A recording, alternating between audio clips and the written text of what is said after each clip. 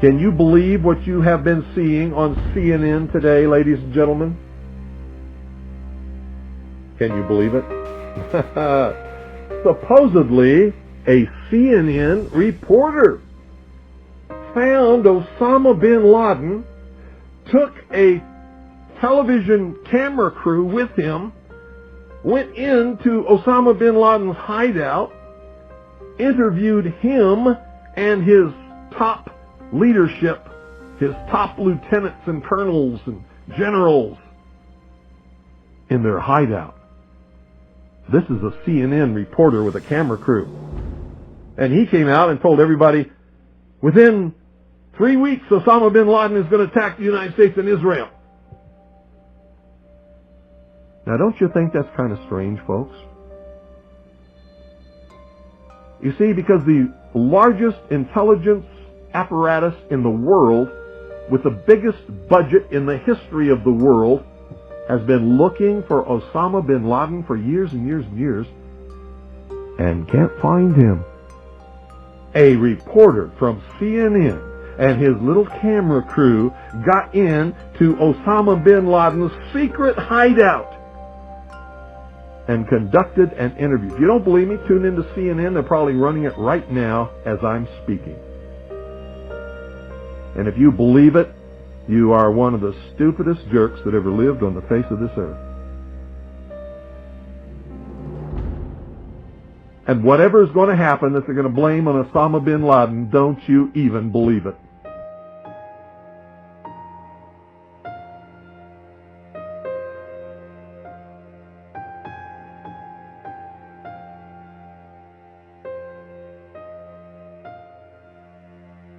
Video cameras caught trucks arriving at the World Trade Center from about August 23rd until every night until about September 2nd, September 3rd.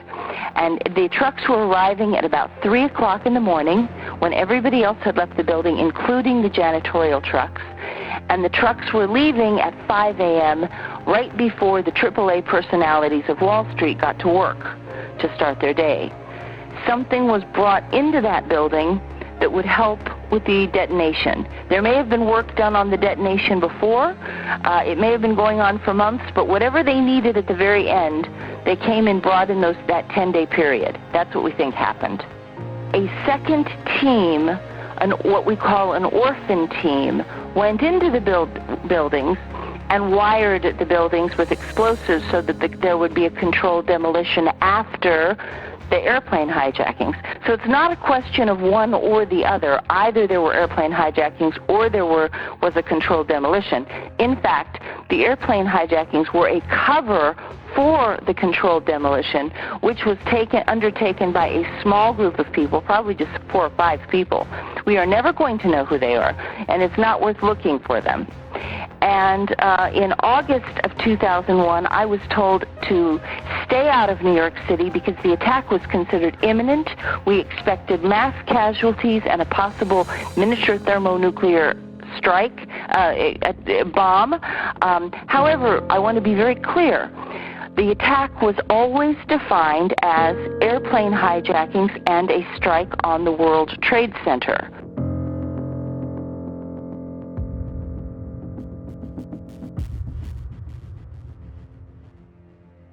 Those who accept the official government story claim we are merely seeing dust and smoke being pushed out the windows as a result of collapsing floors.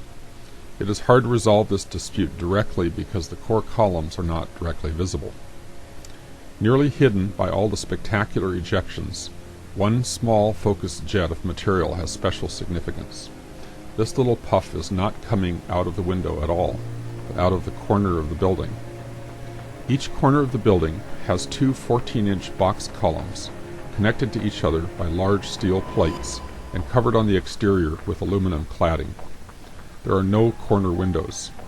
The corner columns are structurally significant because they connect the adjacent wall assemblies and give the building 3-dimensional stability. If anyone wanted to demolish the towers, the corner columns would be natural targets. The fact that a jet-like puff emerges from the corner of the building is evidence in itself of an explosive charge, but there's more. Notice that as the surrounding structure descends, this little jet, as it plays itself out, remains fixed relative to the original structure of the building. It does not move down with the falling walls and floors. This suggests that we could be seeing the work of a cutter charge strapped to a column. As the roofline moves down past the 98th floor, a surviving column is seen protruding upward from the debris cloud. It sways outward, but it does not fall for several seconds. Note that the top of this column exactly matches the height of the little corner puff. Careful measurements confirm this impression. The evidence is mounting that we are seeing not only a cutter charge in action, but the very column that is cut. The column sways, but it does not fall for a matter of seconds. Then it abruptly enters freefall. Again, careful measurements confirm this impression. What's going on below that allows the column to suddenly drop? There is another video aimed lower along the northwest corner of the building. Since we are looking for an event that happens at a specific time, we need to find some way to synchronize the two videos. Fortunately, there's an easily pinpointed event that is visible in both videos. When the column we've been watching starts to fall, it emerges from the shadows into bright sunlight. Then it falls back into the shadows again. The last glimmer of sunlight is visible as a bright bead on the end of the column. This momentary event can be identified in both video clips, allowing the frames to be synchronized. Looking at the lower video, we can see a very interesting event that correlates with the exact moment the column goes into freefall. Another focused jet cutting through the corner of the building. In fact, several ejections are clustered on the corner within a fraction of a second of each other. The hypothesis that we are looking at ejections of dust and smoke as a result of collapse is no longer viable. These events are helping to cause the collapse. It is clear that the focused corner jets are capable of cutting through steel. If what we are seeing is an example of explosive charges cutting through steel columns, then it is clear that explosives were used in the building. Once we recognize explosives were used, we can see the entire event through new eyes. I'm curious about the pool of molten steel that was found in the bottom of the towers. I am too. And Please tell me about it. Have you seen it? well, not personally, but eyewitnesses there found huge pools of molten steel beneath the towers, and some scientists don't think that the collapse of the building could have melted all that steel. And physics professor analyzed some of the steel, and Stephen Jones, and he found evidence of thermate residue, which would explain how the buildings collapsed by means of pre-planted explosives. So, have you analyzed the steel for any of those residues? First of all, let's go back to your basic premise that there was a pool of molten steel. I know of absolutely nobody, no eyewitness who said so, nobody who's produced it. I was on the site, I was on the steel yards, so I don't know that that's so. There's video of it. Melted around 2,600 degrees Fahrenheit. I think it's probably pretty difficult to get that kind of temperatures in a fire. You'd get down below and you'd see molten steel running down the channel rails. Like you're in a foundry. Like lava. From a volcano. The fires got very intense down there and actually melted beams where it was molten steel that was being dug out. I found it hard to believe that it actually bent because of the size of it and how there's no cracks in the iron. It bent without almost a single crack in it. It takes thousands of degrees to bend steel like this. Typically you'd have buckling and tearing on the tension side, but there's no buckling at all. See how this debris is still smoking? That's from the fires that are still burning. 8 weeks later, we still got fires burning. Every now and then, one of the pieces of equipment will dig in, they'll open up a small area, the oxygen will rush in, and you'll get this plume of brown, black smoke coming up. That's because that fire just got more oxygen. So, I mean, these things are burning. At one point, I think they were about 2,800 degrees.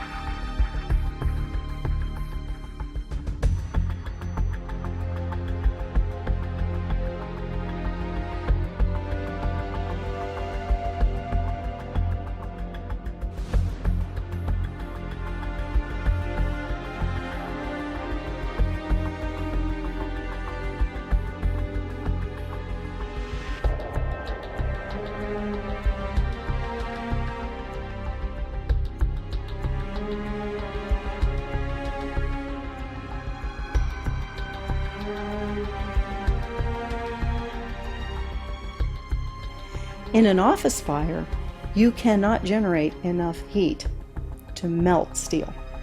And yet we have evidence of molten iron in the microspheres, in the rubble pile, and the metal pouring out of the side of the tower. The dust that was provided by Mrs. McKinley is very interesting because it's like a snapshot of the residue being produced by the tower during its collapse. It's perfect. Now we look in the dust and we see metal droplets. And when I saw that, I thought, whoa, this is what I expect from thermite, because I've done a number of thermite experiments and you get small metal drops being thrown out in all directions. And this is what we see in the dust now, these little metal drops. In conventional explosives like TNT, RDX, HMX, there's a tag, a chemical tag. So when the explosive goes off, the tag survives. Investigators can come and look and they say, oh, this has got some, this tag in it. Tagant is the term they formally use. And now we can determine where this explosive was purchased and blah, we catch the guy. But with thermite, there are no tags. Very clever stuff. Is it even possible that thermite could do this?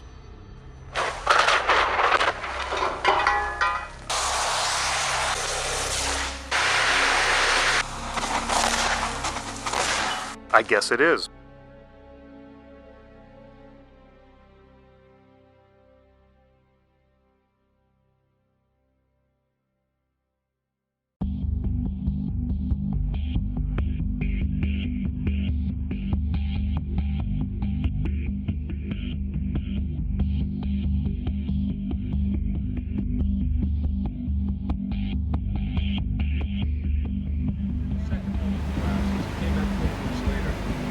Looking like a Three Stooges movie covered in plastic, I swear to God.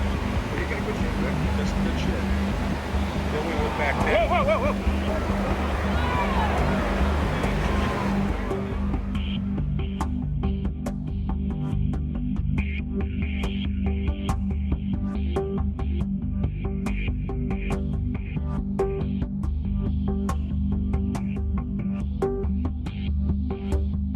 Photos don't seem to show that the building was burning all over. The photos that I've seen seem to indicate that that there were isolated fires scattered around the building and not the whole building burning. This would have us to believe that these was a typical office fire, scattered office fires, if you will, that brought this building down, that burned for a period of 6 hours or so. Since the mid-60s, I've tried to follow high-rise fires because they're something we worry a lot about as we design these buildings. And I'm not aware of any high-rise building that have come down as a result of fires.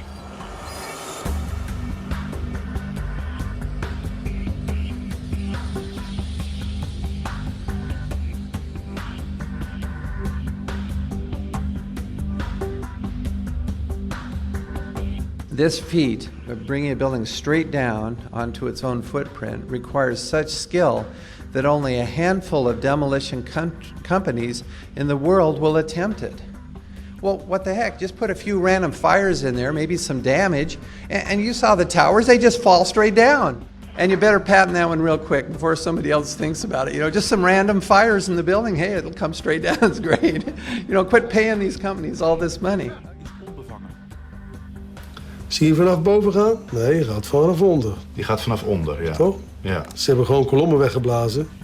Er is nagesprongen. Dit valt anders dan het World Trade Center. Vind je niet dan?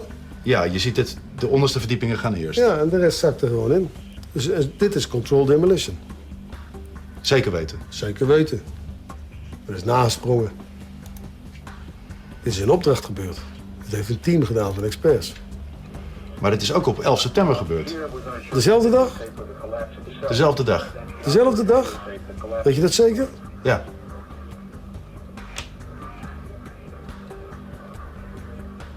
Was het zeker weten de 11e? Dat kan heel waar zijn. 7 uur nadat de World Trade Center naar beneden viel. Ja? Het is vakwerk, zonder meer. We weten heel goed wat ze doen, die jongens. Ja, dan moet je wel ervaren mensen hebben, maar als je een man of 30, 40 zou hebben. Kijk, een paar met de snijbrander, de rest brengt hem aan. Andere mensen sluiten dat deadcord met die boosters aan. Dat moet allemaal precies op hetzelfde moment gaan. En weer een derde die zet de elektronische systemen erop. En dan gaat hij. Terwijl overal brand was en ook in dat gebouw was brand. Dat is niet geblust. Ze hebben de brand niet geblust. Dus de mensen die dat moesten doen, die moesten het doen terwijl het binnen nog brandde.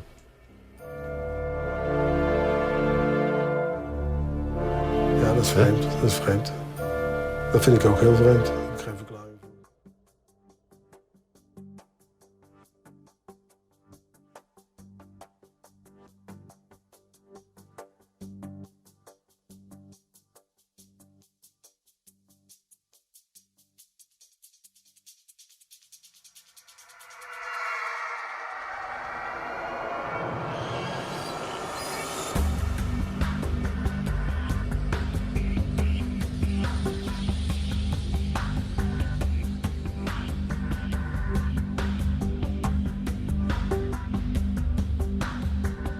Now, more on the latest building collapse in New York. You might have heard a few moments ago I was talking about the Salomon Brothers building collapsing. And indeed it has. It seems that this was not a result of a new attack.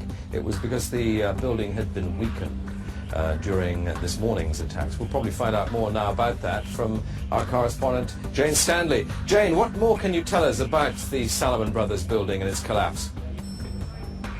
Well, only really what you already know. Details are very, very sketchy. As you can see behind me, the Trade Center appears to be still burning. We see these huge clouds of smoke and ash, and we know that behind that there's an empty piece of what was a very familiar New York skyline, a symbol of the financial prosperity of this city, but completely disappeared now, and New York is still unable to take on board what has happened to them today.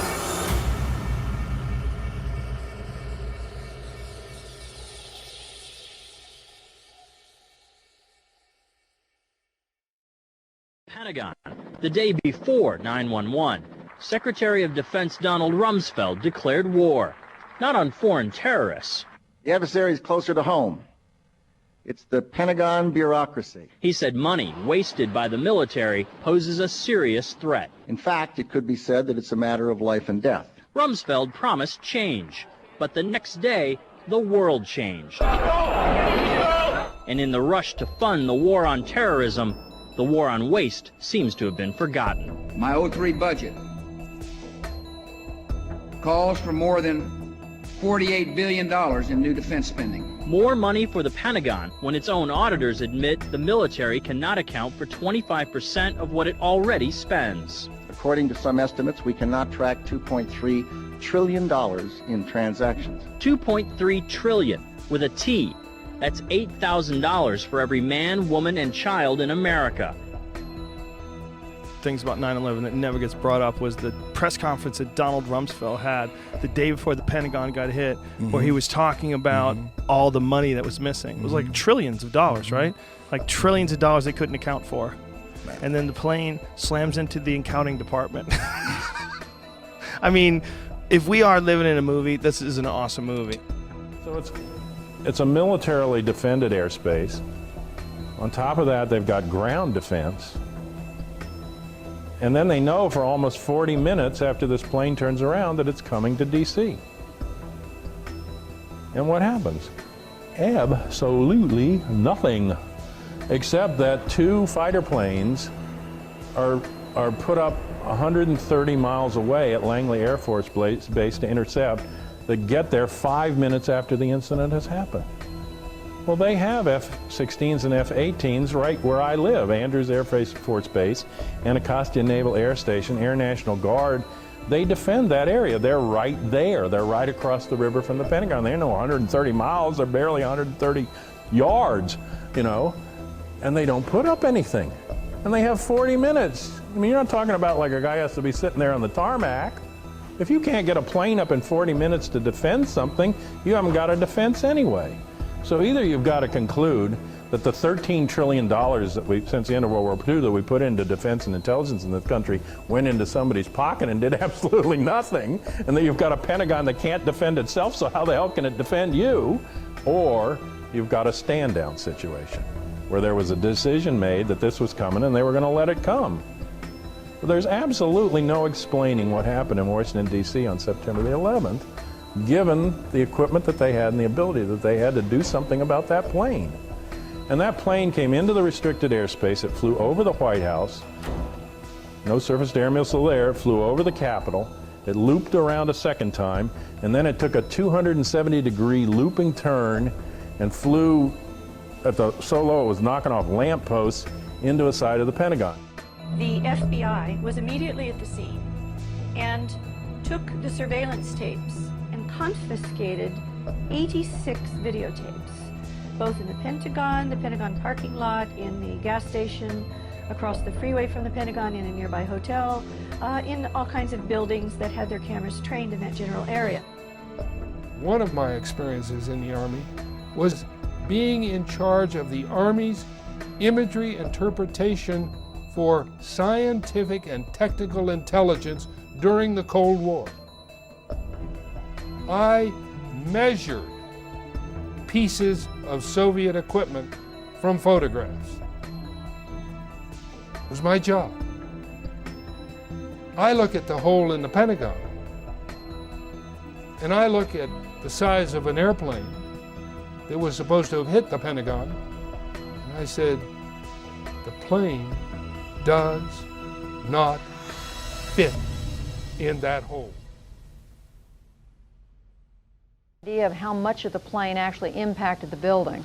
You know, it might have appeared that way, but from my close-up inspection, there's no evidence of a plane having crashed anywhere near the Pentagon. The only site is the actual site of the building that's crashed in, and as I said, the only pieces left that you can see are small enough that you could pick up in your hand. There are no large tail sections, wing sections, a fuselage, nothing like that anywhere around, which would indicate that the entire plane crashed into the side of the Pentagon and then caused the side to collapse. Now, even though if you look at the pictures of the Pentagon, you see that the floors have all collapsed, that didn't happen immediately. It wasn't until almost about 45 minutes later that the structure was weakened enough that all of the floors collapsed. Jeff, it's a United Airlines plane, it's believed to be at that site outside Pittsburgh, isn't it? That's exactly right, John, with 45 people total on board. And one of the more profound things today, the imprint of terrorism seared not only on Wall Street, but also on Main Street. Here you have an area 80 miles to the southeast of Pittsburgh, and this plane, which went down at about 10 o'clock this morning.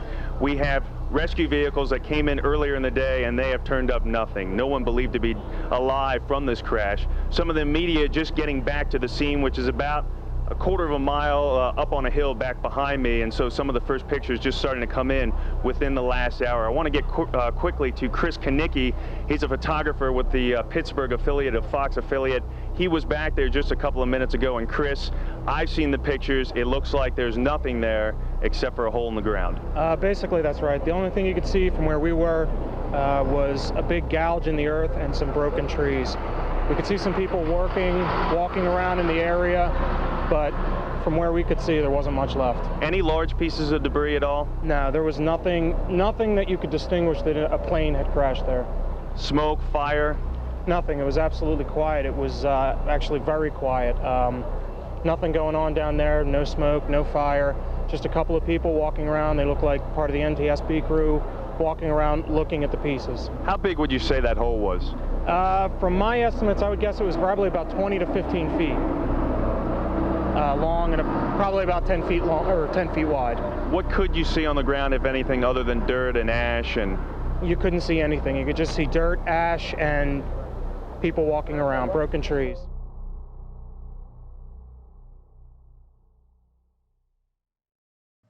About 10 days after 9/11, I went through the Pentagon and I saw Secretary Rumsfeld and Deputy Secretary Wolfowitz. I went downstairs just to say hello to some of the people on the Joint Staff who had used to work for me, and one of the generals called me and he said, "Sir, you got to come in. You got to come in and talk to me a second." I said, "Well, you're too busy." He said, "No."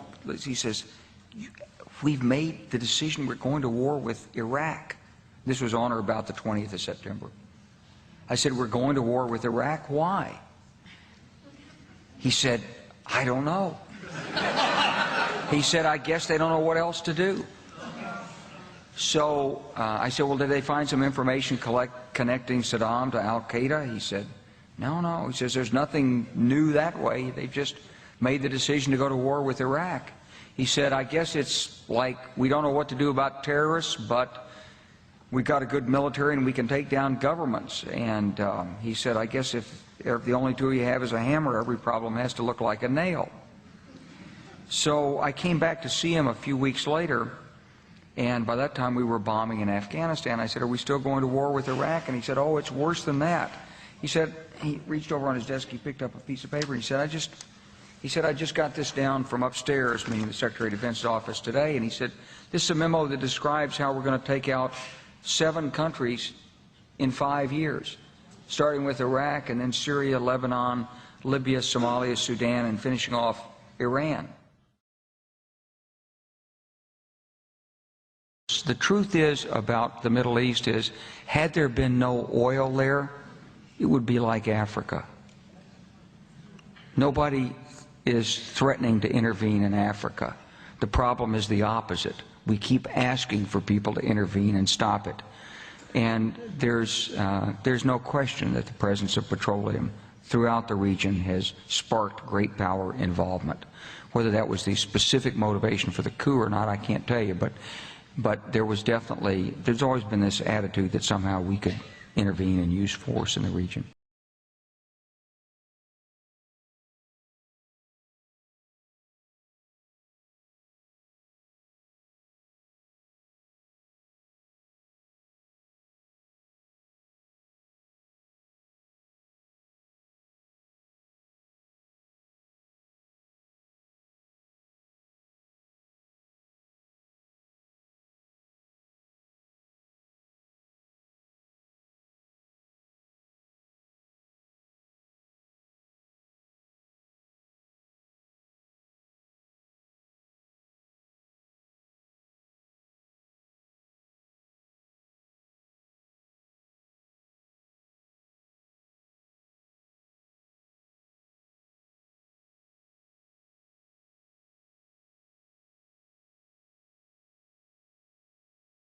We have before us the opportunity to forge for ourselves and for future generations a new world order, a world where the rule of law, not the law of the jungle, governs the conduct of nations. When we are successful, and we will be, we have a real chance at this new world order, an order in which a credible United Nations can use its peacekeeping role to fulfill the promise and vision of the UN's founders.